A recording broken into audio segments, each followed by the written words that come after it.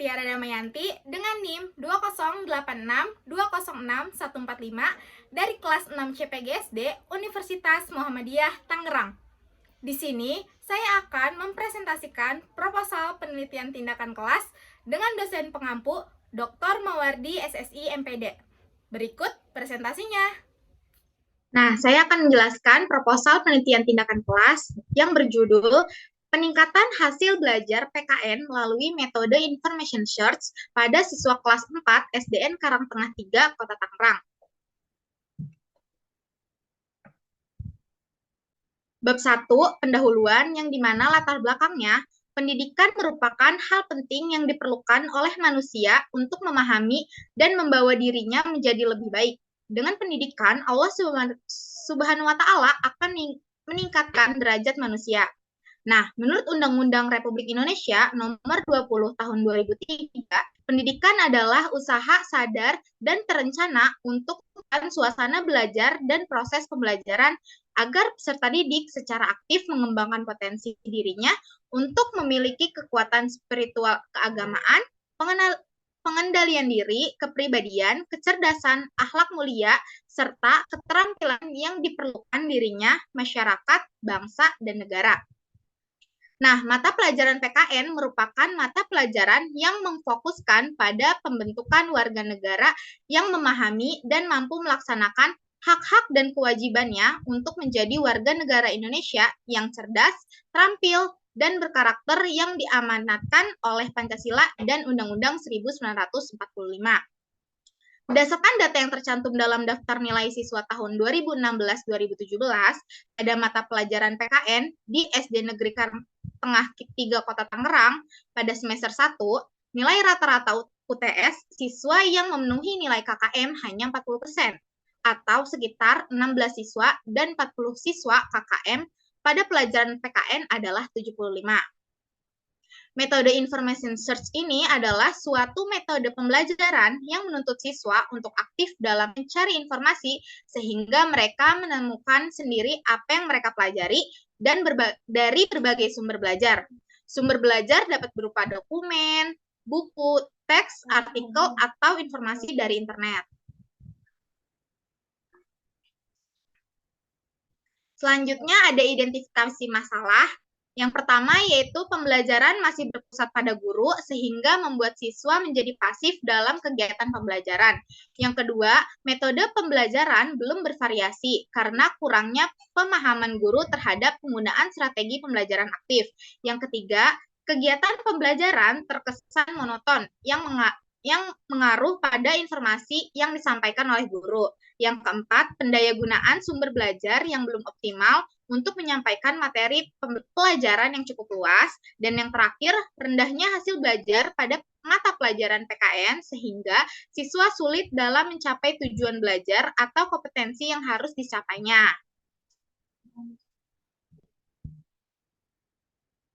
Selanjutnya yaitu pembatasan masalah. Pembatasan masalah yang pertama yaitu penerapan metode Information Search pada mata pelajaran PKN materi globalisasi di kelas 4 SD Negeri Karangtengah 3 Kota Tangerang. Yang kedua, peningkatan hasil belajar PKN di kelas 4 SD Negeri Karangtengah 3 Kota Tangerang melalui metode Information Search.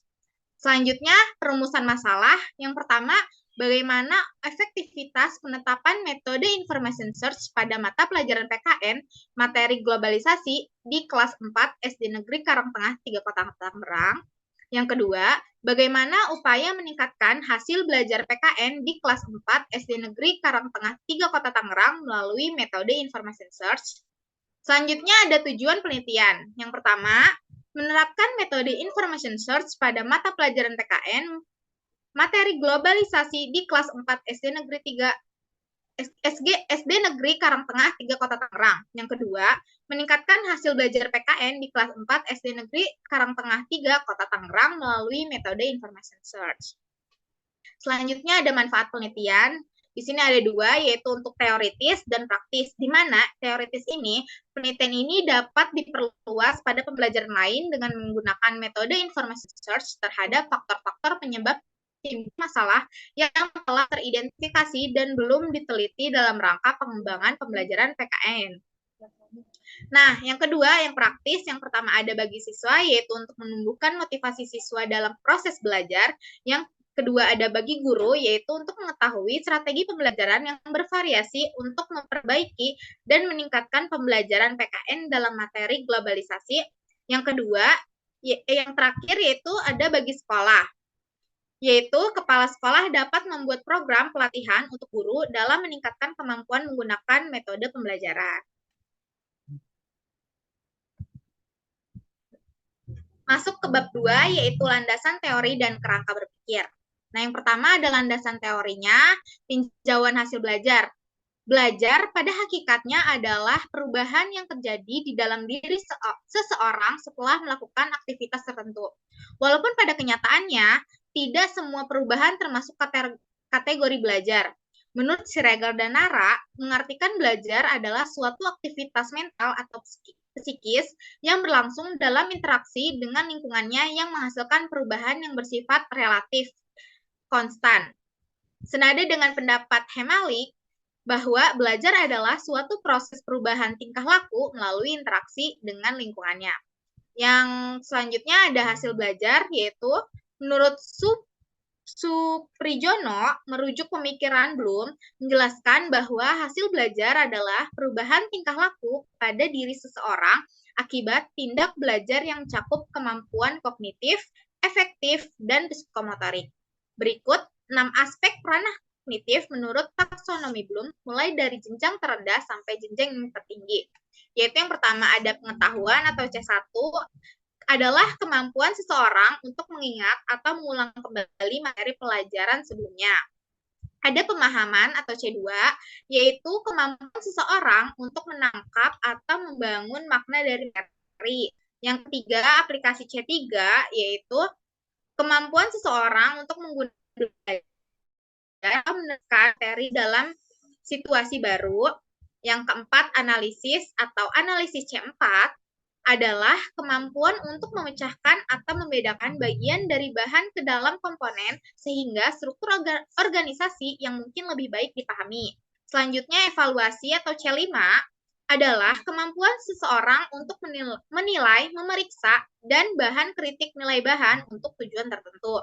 Dan yang terakhir ada sintesis atau C6 adalah kemampuan untuk menempatkan bagian-bagian bersama-sama untuk membentuk unit baru atau koheren.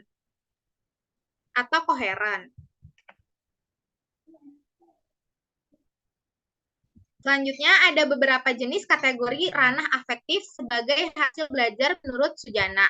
Dari tingkat dasar atau sederhana sampai tingkat yang kompleks, yaitu yang pertama ada receiving atau attending A1, yaitu yakni kepekaan dalam menerima rangsangan atau stimulus dari luar yang datang kepada siswa dalam bentuk masalah, situasi, gejala, dan lain-lain. Yang kedua ada responding atau jawaban, yaitu A2, di mana reaksi yang diberikan oleh seseorang terhadap stimulus yang datang dari luar.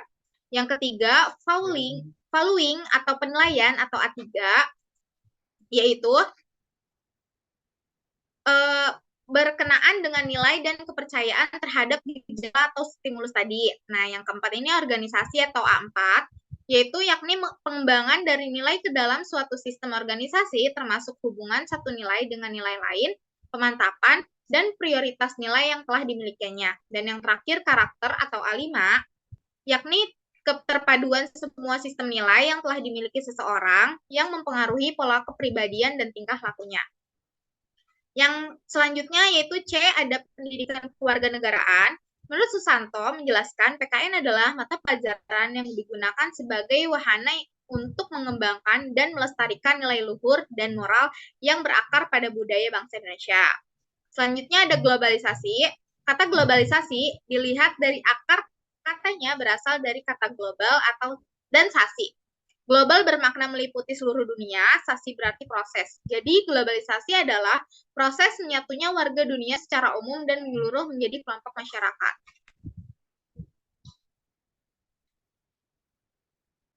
Nah, yang kedua ada metode pembelajaran information search. Yang A yaitu metode pembelajarannya. Menurut Hamzah dan Nurdin, menjelaskan metode pembelajaran didefinisikan sebagai cara yang digunakan guru dalam menjalankan fungsinya dan merupakan alat untuk mencapai tujuan pembelajaran. Agar tercapainya tujuan pembelajaran yang telah dirumuskan, maka seorang guru harus mengetahui berbagai metode. Yang itu metode pembelajaran information search. Menurut Silberman, menjelaskan metode search dalam bahasa Indonesianya adalah metode mencari informasi yang mana tujuan dari metode ini dapat mengoperasikan otak dan memacunya untuk berpikir dalam mencari jawaban. Selanjutnya yang ketiga yaitu karakteristik anak usia sekolah dasar. Nah, pada penelitian ini siswa sekolah dasar yang akan diteliti adalah siswa kelas 4 SD. Menurut Piaget atau Piaget, pada usia ini siswa berada pada tahap operasional konkret usia 7 sampai 12 tahun yang dapat terlihat pada sifat ego yang mulai menurun. Mereka dapat berpikir tapi mereka masih kesulitan mengartikan kata-kata bermakna kias. Selanjutnya yaitu ada penelitian relevan. Untuk menunjang bahwa penggunaan metode information search yang seperti peneliti gunakan merupakan metode pembelajaran yang terbukti dapat meningkatkan hasil belajar siswa, maka peneliti mencantumkan hasil dari penelitian sebelumnya yang relevan dengan penelitian ini. Yaitu yang pertama ada penelitian Ipung Purnamasari, UIN Sunan Kalijaga Yogyakarta dengan judul penelitiannya Penerapan Strategi Information Search sebagai upaya meningkatkan prestasi belajar siswa kelas 5 pada mata pelajaran Ilmu Pengetahuan Sosial di MIN Yogyakarta 2. Nah, berdasarkan hasil penelitian ini dapat disimpulkan bahwa penerapan strategi information search dapat meningkatkan hasil belajar IPS kelas 5 MIN Yogyakarta 2. Nah, yang kedua yaitu ada penelitian Munasikah Iain Walisong dengan judul Upaya Meningkatkan Pemahaman Mata Pelajaran Al-Quran Hadis pada materi pokok kandungan surat An-Nasr melalui strategi information search pada siswa kelas 4 di Sidoarjo Tegal, Jawa, Magelang. Dengan kesimpulan yang pertama, keaktifan peserta didik kelas 4 MI Sidorejo, Tegal Rejo, Magelang pada proses pembelajaran materi Al-Quran dan hadis materi pokok kandungan surat An-Nasr menjadi lebih baik. Nah, yang kedua, hasil belajar peserta didik kelas 4 MI Sidorejo, Magelang pada proses pembelajaran materi Al-Quran dan hadis materi pokok kandungan surat An-Nasr meningkat dan melebihi tingkat ketuntasan belajar yang ditetapkan yaitu 75%. Jadi, melalui strategi information search dapat meningkatkan upaya pemahaman mata pelajaran Al-Quran dan hadis pada materi pokok kandungan surat An-Nasr kelas 4 MI Sidorejo, Tegal Rejo, Magelang.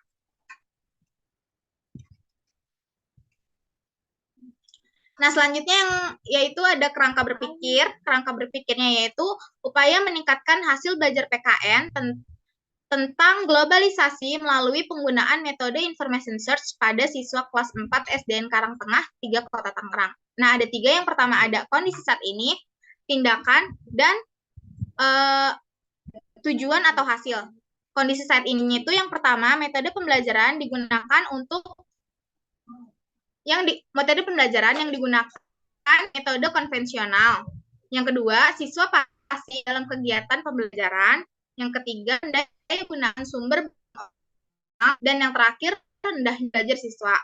Nah, yang tindakan itu yang pertama penerapan metode pembelajaran information search, yang kedua meningkatkan aktivitas siswa dalam pembelajaran melalui metode information search di kelas. Tujuan atau hasilnya yaitu hasil belajar siswa meningkat. Selanjutnya ada hipotesis tindakan, yaitu hipotesis tindakan ini adalah penggunaan metode information search diduga dapat meningkatkan hasil belajar PKN tentang globalisasi pada siswa kelas 4 SDN Tengah 3 Kota Tangerang. Nah, kita masuk ke bab 3, yaitu metode penelitian. Yang A, pendekatan penelitian. Jenis penelitian ini adalah penelitian tindakan kelas atau PTK. Penelitian tindakan kelas merupakan suatu pencermatan atau pengamatan terhadap kegiatan belajar yang kemudian diberikan sebuah tindakan dengan tujuan untuk memperbaiki dan meningkatkan mutu pembelajaran melalui proses yang direncanakan sebelumnya. Penelitian ini dilakukan dengan menggunakan model Kemis dan McTaggart yang pelaksanaan kegiatannya membentuk spiral yang dimulai dari perencanaan, tindakan, pengamatan, refleksi, perencanaan kembali, merupakan dasar untuk suatu ancang-ancang pemecahan masalah. Nah, ini adalah gambar dari model spiral Kemis dan Taggart. Selanjutnya yang B, kehadiran dan peran peneliti di lapangan. Dalam hal ini, kehadiran peneliti dalam pelaksanaan penelitian tindakan kelas atau PTK di sekolah adalah sebagai peneliti dan sekaligus sebagai guru, peneliti dalam hal ini terlebih dahulu membuat perencanaan pembelajaran, kemudian melakukan tindakan pengamatan dan refleksi.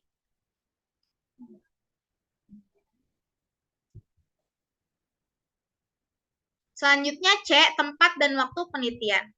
Penelitian ini dilakukan di Sekolah Dasar Negeri Karangkote 3 Kota Tangerang. Penelitian ini direncanakan dilakukan pada bulan September 2015 sampai dengan bulan Juni 2016. Selanjutnya, D, instrumen penelitian hasil belajar PKN. Yang pertama ada definisi konseptualnya.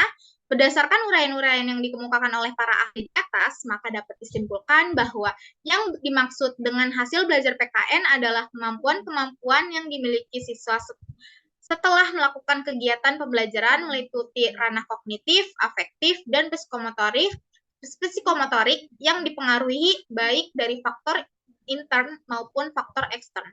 Nah, yang definisi operasionalnya yaitu hasil belajar PKN adalah skor yang mengukur tentang makna globalisasi, analisa dampak positif dan negatif terhadap globalisasi, pengaruh globalisasi dalam berbagai bidang kehidupan, dan misi kesenian Indonesia dalam misi kebudayaan internasional yang diukur dengan aspek pengetahuan atau C1, pemahaman atau C2, penerapan atau C3, dan analisa atau C4.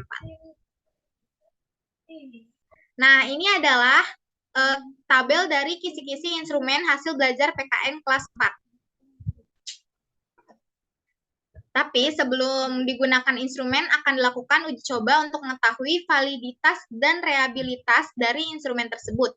Rumus yang digunakan untuk menguji validitas instrumen yang digunakan adalah poin Bisral dengan rumus YP-BIS sama dengan MT kurang MP kurang MT per ST dikali akar P per Q, yang dimana keterangannya YP-BIS adalah koefisien korelasi poin biserial, MP skor rata-rata untuk butir soal yang dijawab benar, MT skor rata-rata dari skor total, ST standar deviasi dari skor total, P proporsi siswa yang menjawab benar pada butir yang diuji validitasnya, Q proporsi siswa yang menjawab salah pada butir yang diuji validitasnya. Q sama dengan 1 dikurang P. Sedangkan untuk menguji reliabilitas instrumen menurut Purwanto menggunakan rumus Wooder dan Richardson yang mempunyai pola rumus RII sama dengan N per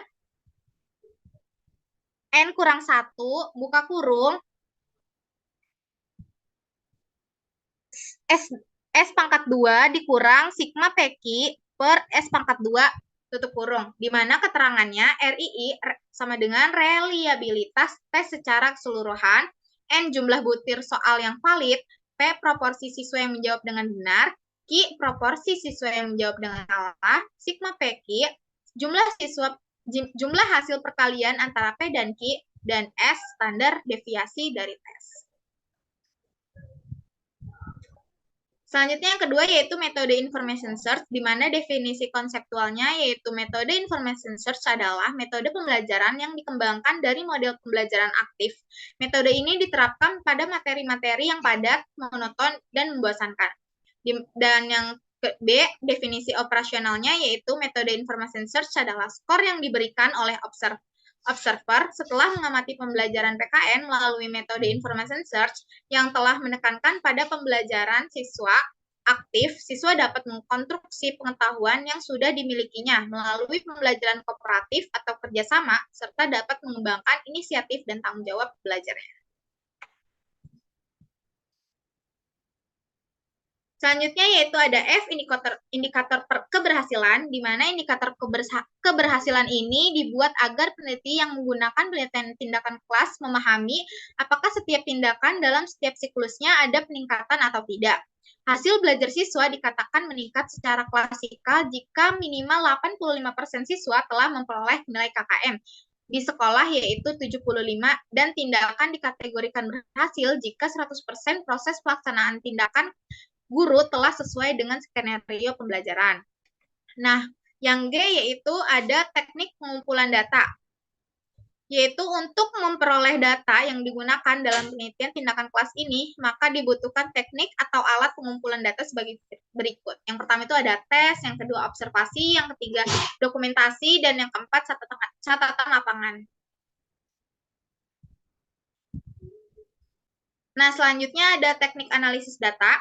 Analisis data dalam penelitian tindakan ini bertujuan untuk memperoleh bukti kepastian apakah terjadi perbaikan, peningkatan, dan atau perubahan sebagaimana yang diharapkan. Teknik analisis data dalam penelitian ini nantinya diolah berdasarkan analisis kualitatif dan kuantitatif. Analisis data kuantitatif digunakan untuk menganalisis tingkat tercapainya hasil belajar siswa maupun tingkat aktivitas tindakan guru dan siswa melalui statistik deskriptif.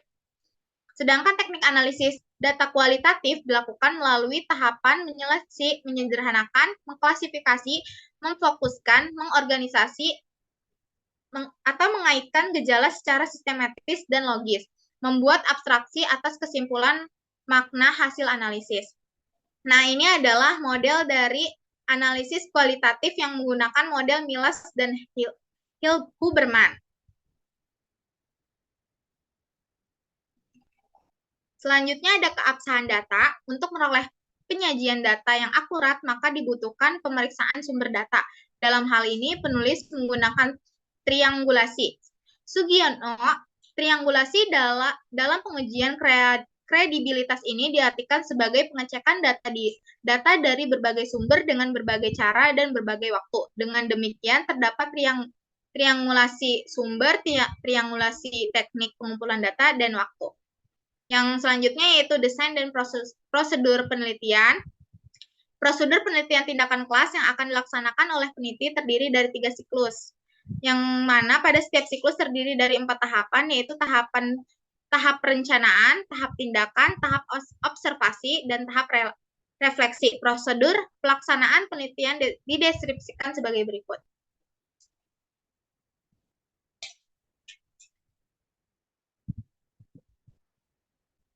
Nah, ini adalah siklus pertama, yaitu ada rencana, tindakan, observasi, dan refleksi. Dan yang kedua, ada siklus kedua, karena setelah melakukan tindakan siklus pertama dan mengamatinya, maka siklus kedua ini merupakan perbaikan dari siklus pertama, yang dimana rencananya, berdasarkan hasil refleksi pada siklus pertama, peneliti membuat rancangan pada siklus kedua dengan terlebih dahulu merancang RPP yang sesuai dengan SK dan KD dalam standar isi. Yang B, tindakan. Peneliti melaksanakan tindakan, yaitu pembelajaran sesuai dengan RPP yang dikembangkan dari hasil refleksi siklus pertama.